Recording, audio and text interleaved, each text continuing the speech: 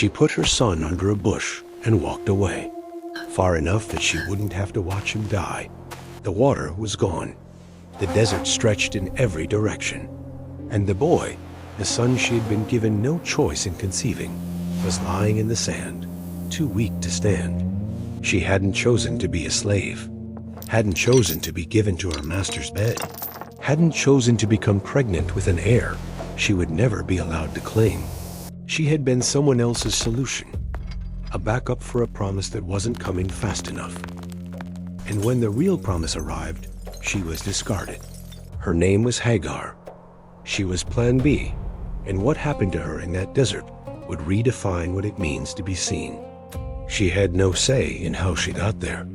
Hagar was Egyptian, probably acquired when Abram and Sarai passed through Egypt, when Abram lied about his wife and Pharaoh gave him servants as gifts. She was part of a transaction, a line item in the inventory of a wealthy man. The Bible doesn't record her arrival, doesn't note her age or her family, or what she lost when she was taken from her homeland. She was simply there, a possession in the house of Abram, belonging to Sarai. She ground the grain. She carried the water. She stood in the background while Sarai gave orders and Abram built altars to a god Hagar hadn't chosen. She watched them pray for a son that never came, watched Sarai's hope curdle into bitterness year after year. Hagar was close enough to hear every conversation, invisible enough that no one noticed she was listening. She had no idea that her name would be remembered for thousands of years, or that she would do something with that name that not even the patriarchs had done. God had made a promise. He had taken Abram outside, pointed to the sky, and said, "Count the stars if you can, so shall your offspring be." Abram believed. He built altars. He waited. But the years passed, and Sarai's womb stayed closed. No child came, no heir, no beginning of the multitude that was supposed to fill the earth. The promise hung in the air, beautiful and impossible, while Abram grew older and Sarai grew bitter. 10 years they waited after arriving in Canaan. 10 years of watching other women hold babies, while Sarai held nothing. 10 years of believing that somehow, despite all evidence, God would do what he said. But faith has a way of cracking under the weight of time. Sarai still believed in the promise. She just stopped believing it would come through her. And when faith cracks, people start looking for alternatives. Sarai looked at Hagar. "Sleep with my servant." The words came from Sarai's mouth like a solution to a problem, not a sentence that would reshape lives. "Perhaps I can build a family through her." It was a legal option in that culture. A barren wife could give her slave to her husband, and any child born would legally belong to the wife. Sarai wasn't breaking any rules. She was being practical. She was taking control of a situation that had spiraled beyond her patience. Abram listened. The text says he listened to the voice of Sarai, the same phrase used later when Adam listened to Eve and ate the fruit.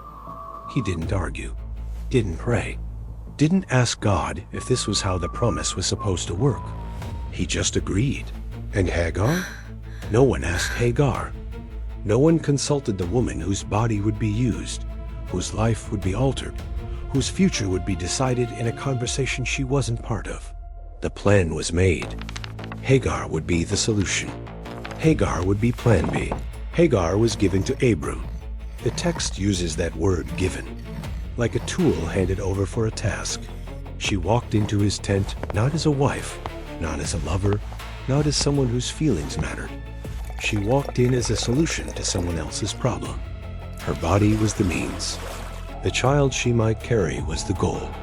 Outside, the camp settled into silence. Inside, Hagar became what they needed her to be.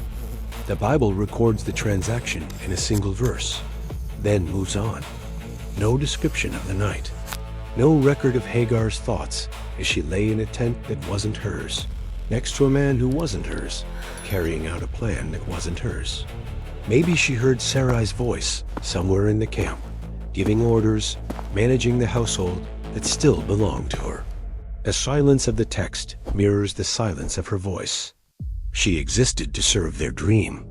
And that night, in the darkness of Abram's tent, she began to serve it in the most intimate way possible. It worked. Hagar conceived. The slave who had been invisible for years now carried something no one in that household had, a child of Abram. For the first time in her life, Hagar had something Sarai didn't. She felt life growing inside her, felt her body doing what Sarai's couldn't. And something shifted. The way she walked, the way she looked at her mistress, the way she held her head when Sarai gave orders. The text says Hagar began to despise Sarai. Maybe despise is too strong a translation. Maybe it was just that Hagar stopped lowering her eyes. Maybe she let a pause linger before obeying. Maybe she touched her belly in Sarai's presence, a reminder of what was growing there. Whatever it like, Sarai felt it. The slave she had used as a tool was now looking back at her with something that felt like contempt. The plan was working, and Sarai was already starting to hate it. Sarai didn't wait long to react. She went straight to Abram with fury in her voice. "May the wrong done to me be upon you. I put my servant in your arms, and now that she knows she's pregnant, she despises me. May the Lord judge between you and me." The accusation was strange. Sarai had designed this plan, executed it herself, handed Hagar over with her own words. Now she blamed Abram for the consequences. The bitterness had to land somewhere, and it landed on everyone. But there was no real confusion about who would pay the price. Abram held the authority. Sarai held the power over Hagar. And Hagar held nothing but a baby she hadn't asked for, in a position that was collapsing by the hour. The tension in that household had become unbearable. Someone was going to break, and everyone knew who it would be. Abram's response was a masterpiece of cowardice. "Your slave is in your hands. Do with her whatever you think best." That was it. No protection for the woman carrying his child. No acknowledgement that he had been a willing participant. No leadership, no courage, no attempt to bring peace.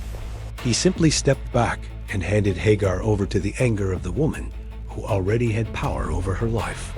This was the father of the faithful, the man God had chosen to bless all nations, the patriarch whose name would be changed to Abraham, father of many. And in this moment, he couldn't even protect one pregnant woman in his own household. He had slept with Hagar because Sarai told him to. Now he abandoned her because Sarai wanted him to. Hagar was carrying his son, and he washed his hands of her without a second thought. With Abram's permission secured, Sarai unleashed. The text says she afflicted Hagar. The Hebrew word is Anna, the same word used later to describe what Egypt did to Israel during slavery. Oppression, harsh treatment, systematic cruelty designed to break the spirit. Sarai didn't just scold Hagar or assign her extra chores. She afflicted her. She ground her down with the full weight of her authority. Hagar was pregnant, vulnerable, alone. The man whose child she carried had abandoned her. The woman who owned her was destroying her. Every day brought more humiliation, more pain, more proof that she was nothing but a tool that had outlived its usefulness. Except the child inside her was still needed, so she couldn't even escape through death. She was trapped in a house that had become a prison, and one day she decided the desert was better than this. Hagar ran. Pregnant, alone, with nothing but the clothes on her back, she fled into the wilderness. The desert stretched in every direction. Sand, heat, emptiness, death waiting behind every dune. She had no provisions, no protection, no destination. She just ran, away from Sarai's cruelty, away from Abram's indifference, away from a life where she existed only to serve other people's dreams. The escape was almost certainly suicidal. A pregnant woman alone in the desert doesn't survive long. But Hagar wasn't calculating odds. She was fleeing pain. The wilderness might kill her, but at least it wouldn't humiliate her.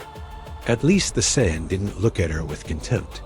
At least the wind didn't give orders she had to obey. She ran because staying had become impossible. And somewhere on the road to Shur, near a spring of water, she collapsed, exhausted, dehydrated, pregnant, and completely alone. Or so she thought. Hagar, servant of Sarai, where have you come from? And where are you going? The voice came from nowhere. Hagar looked up and saw a figure standing near the spring. The angel of the Lord, waiting for her as if he had been there all along. But what stopped her breath wasn't the appearance. It was the name. He called her Hagar, not slave, not that Egyptian woman. Hagar, her actual name, spoken by a being from heaven. No one had called her that way in years. In Abram's household, she was property. In Sarai's eyes, she was a tool and then a threat. But this messenger knew exactly who she was, Hagar, servant of Sarai, and addressed her directly, personally, like someone who mattered. He asked where she came from and where she was going. She had an answer to the first question. She had no answer to the second. She was running away, but she had no idea where she could possibly run to. Hagar told the truth. I'm running away from my mistress Sarai. No pretense, no excuse, just the raw fact of her situation.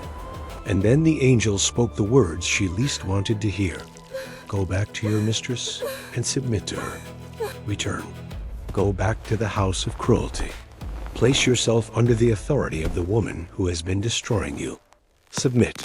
It was the hardest command God could have given her. The desert was death, but it was freedom. Sarai's house was survival, but it was torture. And God was telling her to choose the torture. Why? The angel didn't explain. He didn't promise that things would get better, didn't say Sarai would change, didn't guarantee protection. He simply told her to return. But before she could respond, before she could argue or collapse under the weight of that command, the angel said something else. Something that changed everything. I will increase your descendants so much that they will be too numerous to count. The promise landed like rain in the desert.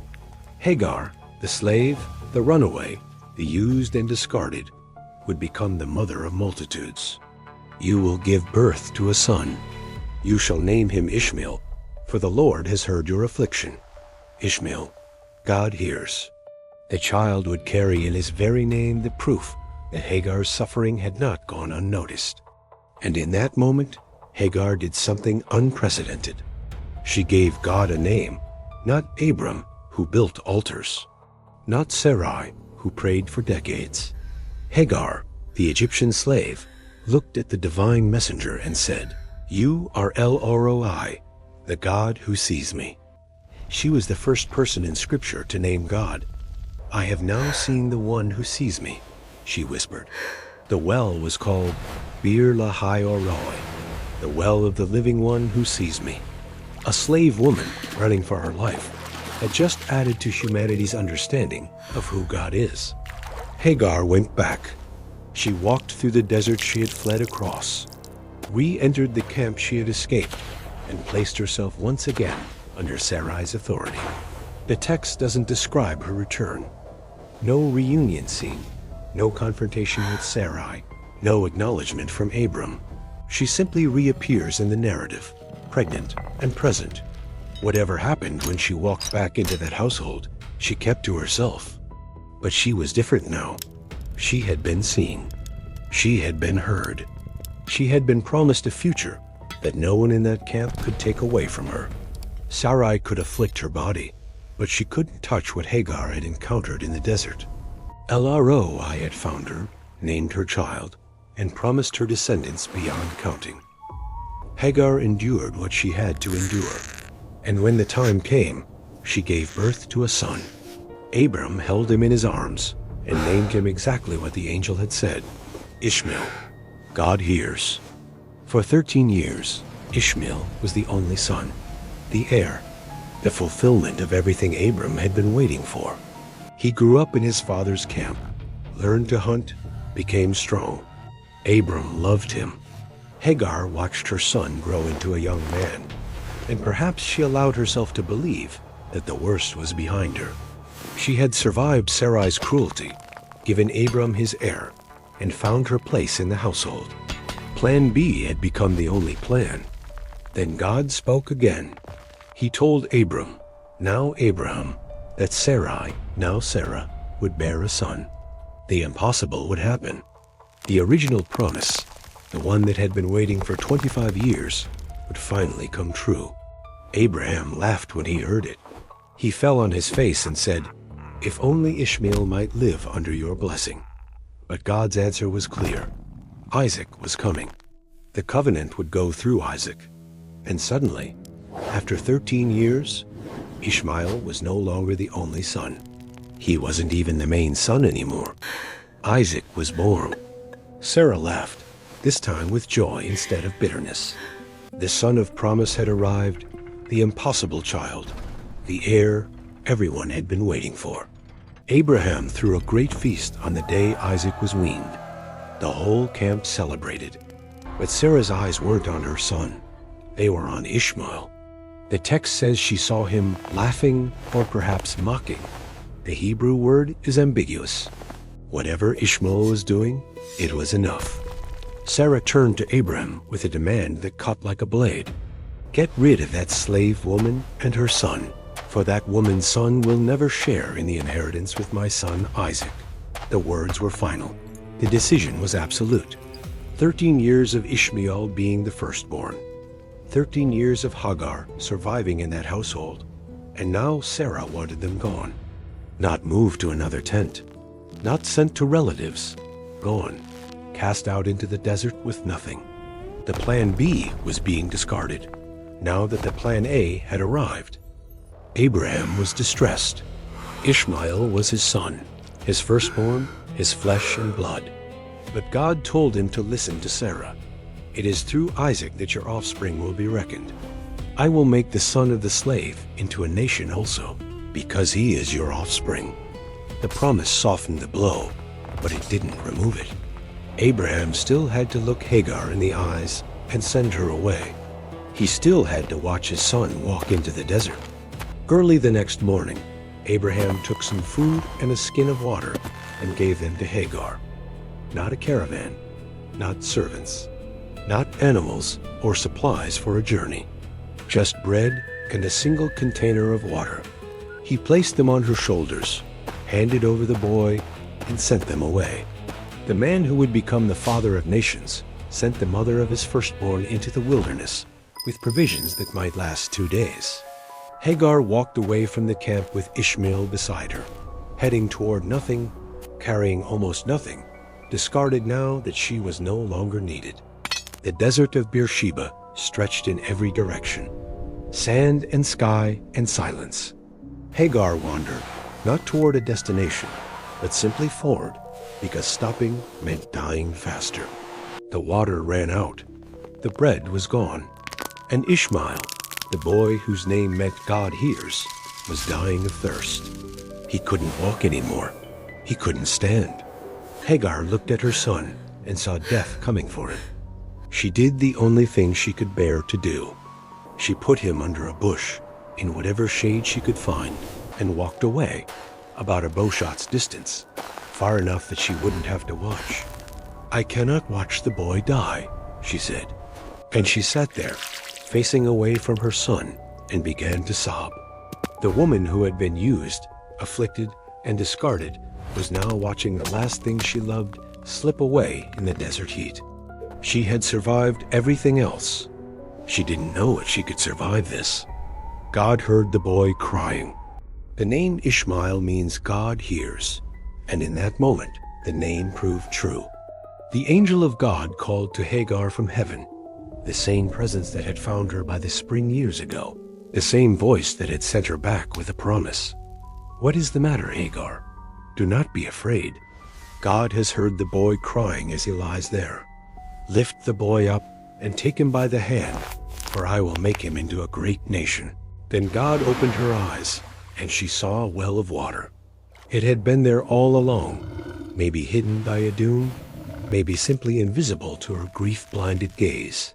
She filled the skin with water, gave her son a drink, and watched the life flow back into him. El Roi had seen her again. The God who hears had heard again. In the same wilderness where she had been abandoned, she found the same God who had found her before. He hadn't changed. He was still watching. He was still there. God was with the boy as he grew up. Ishmael didn't return to Abraham's camp. He didn't go back to the household that had discarded him. He stayed in the wilderness, the desert of Paran, and became an archer. The place of death had become his home. The emptiness had become his territory. Hagar, the Egyptian slave, found him a wife from Egypt. She was building something now, not serving someone else's dream anymore. The text doesn't describe their daily life in the desert. It doesn't record the conversations between mother and son. The first time Ishmael brought back game from a hunt, the night Hagar told him about El Roi and the well where she had first heard the voice from heaven. But they survived. More than survived, they thrived. The plan B that Sarah had discarded was becoming its own story, written in the sand of a desert that belonged to no one except the people who had learned to live there. Ishmael had 12 sons, 12 princes of 12 tribes, exactly as God had promised. Nebaioth, Heder, Adbeel, Mibsam, Mishma, Duma, Massa, Hadad, Tema, Jeter, Naphish, and Kedemah, names that would echo through history, tribes that would spread across the Arabian Peninsula, nations that traced their lineage back to the slave woman who ran into the desert and found God. What Sarah threw away, God multiplied. What Abraham sent off with bread and a single skin of water became a people too numerous to count. Ishmael lived 137 years. He breathed his last and was gathered to his people. His descendants settled from Havilah to Shur, near the eastern border of Egypt. They became traders, warriors, wanderers, a nation born in the wilderness, shaped by the same desert that had almost killed them. And at the root of it all, at the very beginning of the story, was a woman who had no choice in anything except one, the name she gave to God.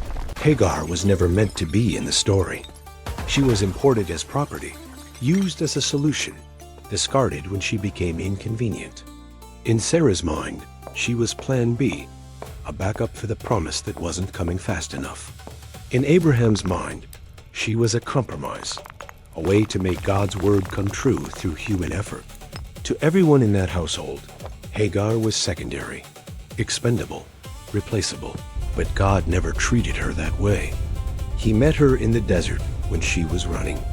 He called her by name when no one else did. He promised her descendants when she had nothing.